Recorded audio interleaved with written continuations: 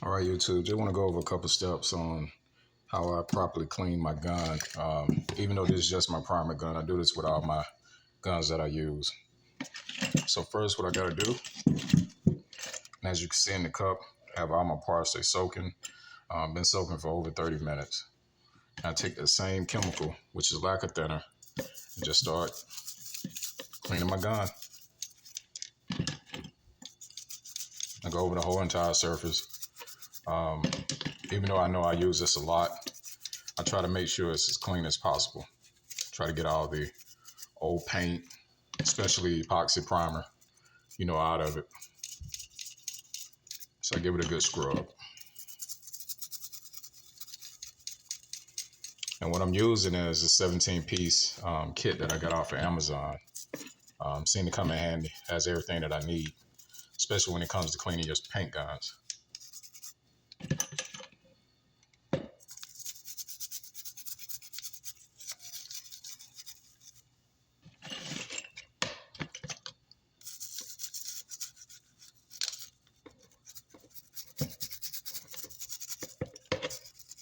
I made sure I hit the whole entire surface, everything that could have got overspray on it, because this gun sprayed epoxy last time I used it.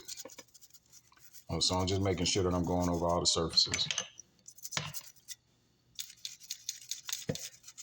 Trigger and all.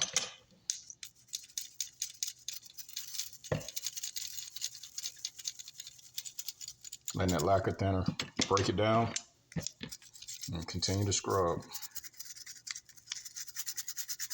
Now, of course, you won't get this to look, brand new.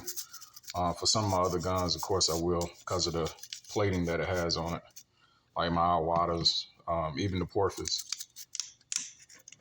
But like I said, I clean all of them the same.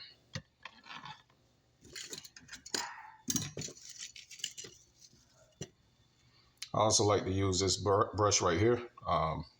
Pretty good when cleaning the internals of where the actual fluid nozzle goes. So I just take it in. Make sure it's wet. Continue to go inside of it. Clean all the internals.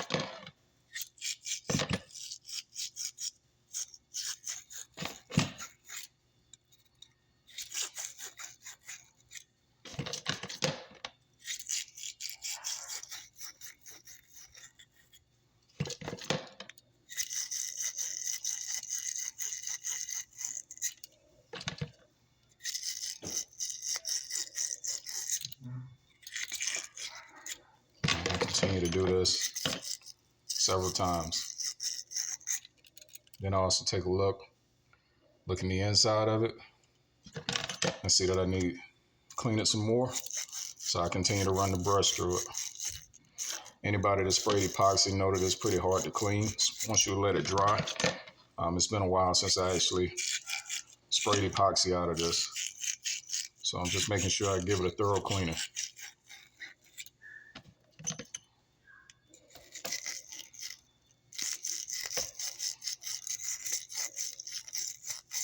But this is primarily the gun that I use for primers. Anybody that knows, this came from Harbor Freight, of course. Can't beat the price. I consider this a throwaway. So even though it's cheap, I want to make sure it's clean so I can use it the next time. We're in the business to save money too.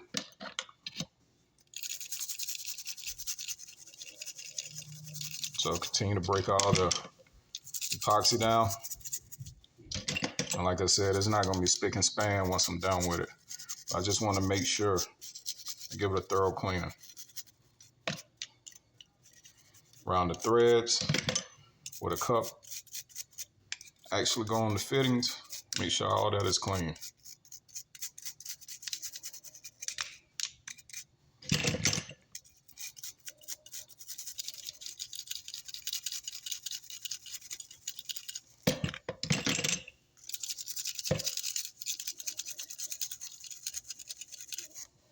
All right, once I'm done, I take a little cloth and start giving it a wipe down.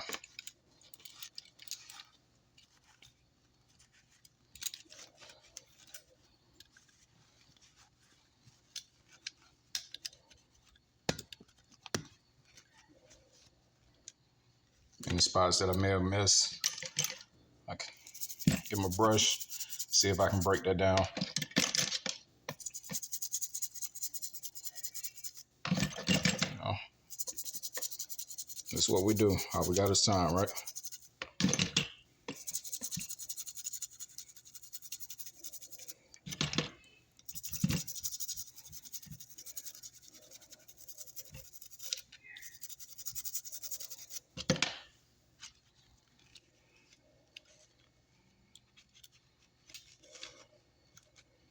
So I think that's pretty good for what I'm, using this gun for. All right, so now that that's clean, what I'm gonna do now, I'm actually gonna get a paper towel.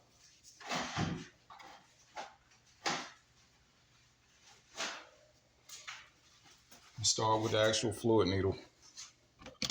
Just gonna take that, use my same brush,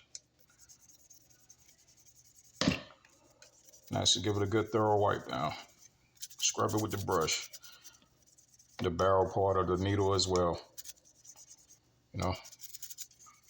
Make sure all the contaminants are off of it. And again, this is lacquer thinner that I'm using. So once that's done, I'm gonna take my paper towel, give it a wipe down. If I feel anything on the needle, then of course I'm gonna scrub it with the brush again. This feels pretty clean, smooth, and that's what you want. So I'm gonna lay that beside the gun. Other thing,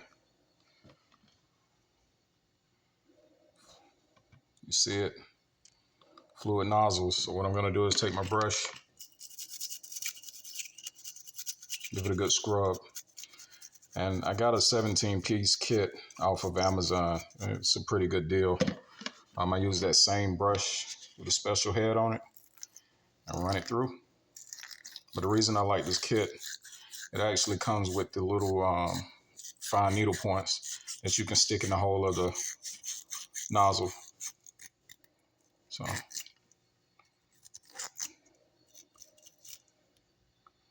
yeah, you want to make sure everything is clean. All right, so now I can start seeing the opening of the actual nozzle. So I have some more lacquer thinner on it. Continue to give it a good scrub. But I'm actually gonna let it sit in the lacquer thinner a little bit longer. Gonna move to the actual fluid nozzle screw. This wasn't actually dirty, so I'm just gonna give it a wipe down. I let it soak. I make sure I put some grease in there because this is one of the moving parts where the spring goes. So I wanna make sure that is lubricated so it doesn't wear out the spring.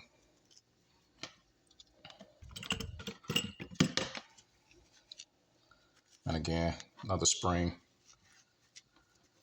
This is the actual spring for the fluid tip. Just gonna give it a wipe down. Sit it aside. All right, so you can see it was pretty dirty. So I'm actually letting that soak a little bit more. And then since I have the needle tips, I think I can go ahead and clean this head right here. Go ahead and start brushing that off. This should be relatively quick right here because I allowed this to soak.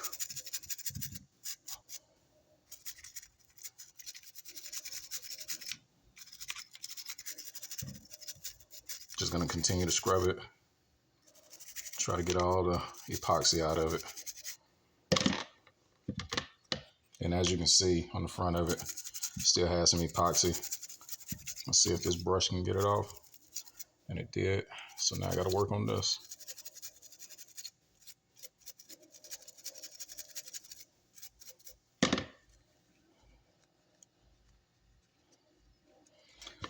Let that soak a little bit longer. All right. Go back to this.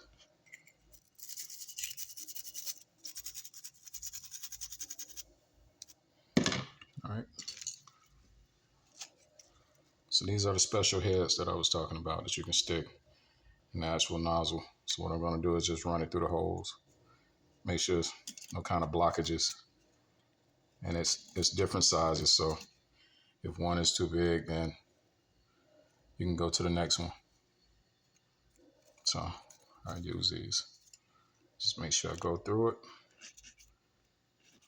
run it through it.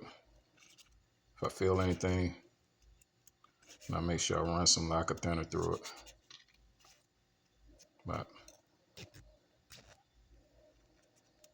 everything seems to be going according to plan. Yep.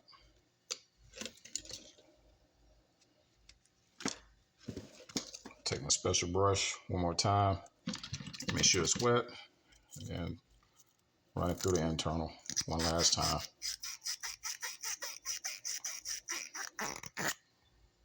All right. I'm gonna take a look at it, make sure it's clean. I see a little bit of trash in the inside of it, so I'm just gonna run it in and out one more time.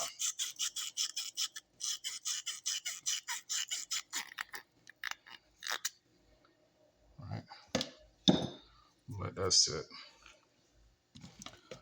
So now I'm continuing to work on this last little remaining part and try to get that as clean as possible. Now, this is one of the most important pieces. This is where the air flows, so you want to make sure that's clean, and don't be afraid to take something to kind of scrub this epoxy off if you need to. See? So it should be soft. Of course, make sure you don't use anything that'll damage, this hole or where the passages are, but you just want to break it up a little bit.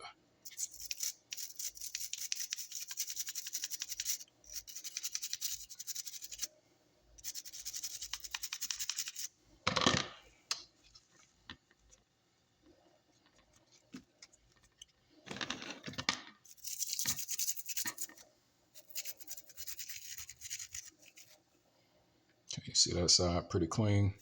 Still working on this one.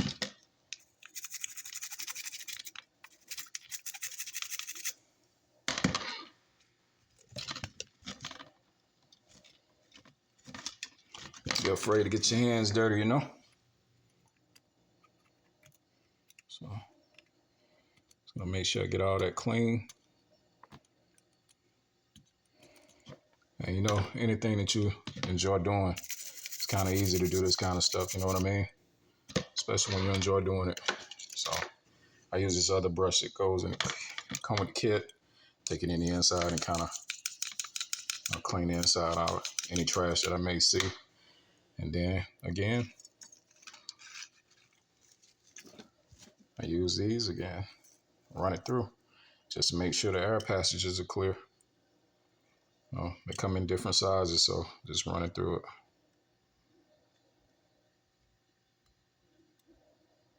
Once I get my coordination together.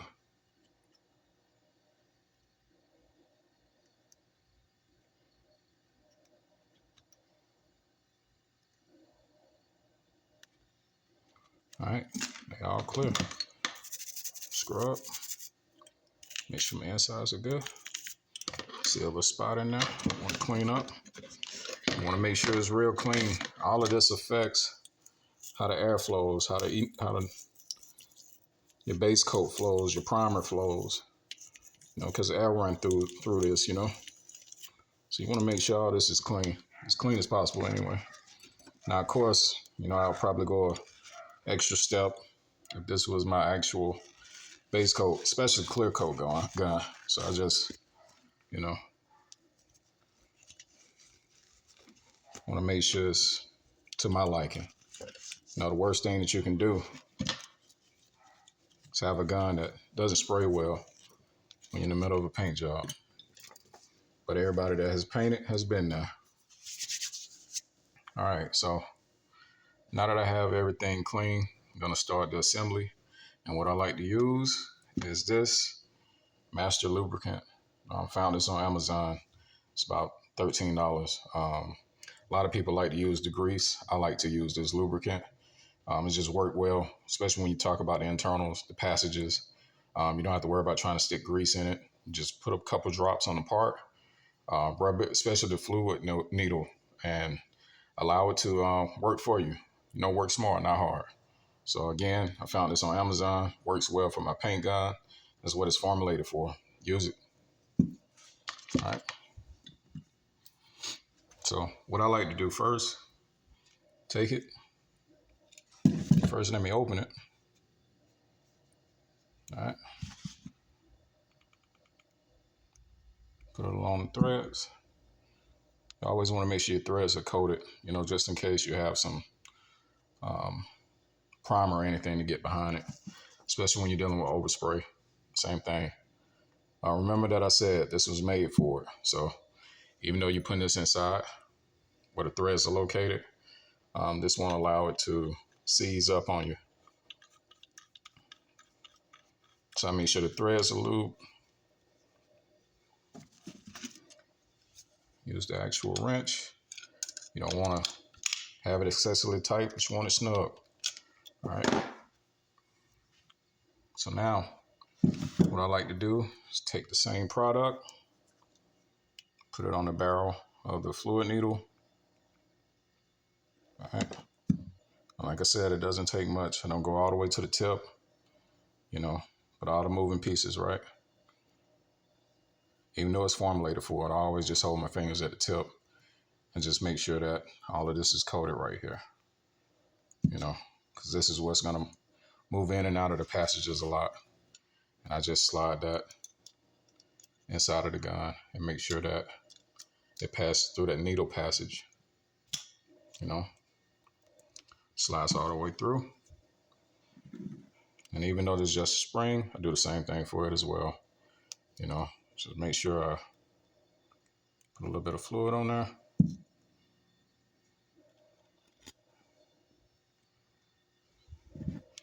And do the same thing inside of this nut, just a drop. And the reason why I do this is because, again, it's metal on metal, and these are moving pieces. So when you think about the spring going in and out of this actual piece, reposition my hand.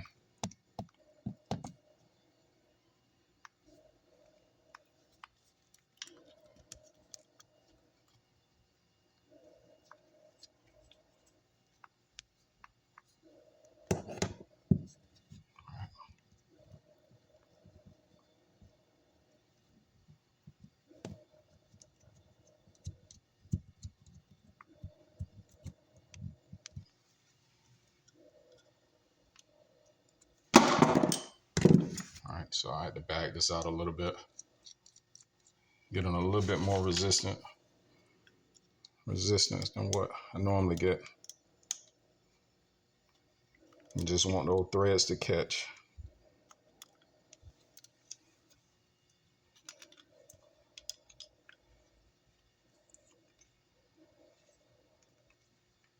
So I had to take it off camera a little bit, apply a little bit more pressure to it. All right.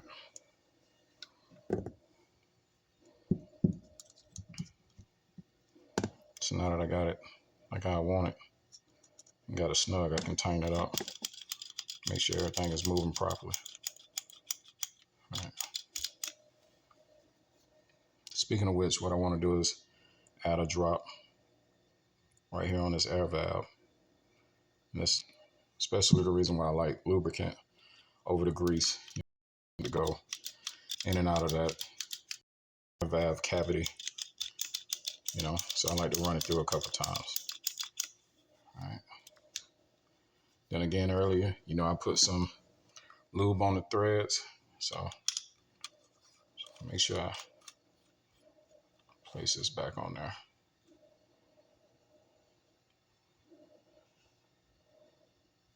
Call it my OCD, but I like to make sure the head is straight, 3 and 9 o'clock before I tighten it all the way. And there you have it. So now I put normal parts, make sure my lube is closed, but I can start back putting my little tools back in this little kit and call it a day. I hope something that you learned, from this. Again, I think most important part that you can get out of this is this Master Elite Series lubricant that's specialized for spray guns. So again, you can find it on Amazon. I like to use it for all my guns. It's specially formulated for spraying. and paint guns. And then, of course, all of the lacquer thinner that I use, I always filter it, back into a container. This is the container that I use. Found this on Amazon as well, so I can reuse this a couple more times before I discard it, and it's only being used for me to clean my guns. So if I filter it through the paint strainer a couple times, I should be able to get a lot of life out of it. And again, win the business of saving money, not losing it, right? So y'all have a great day.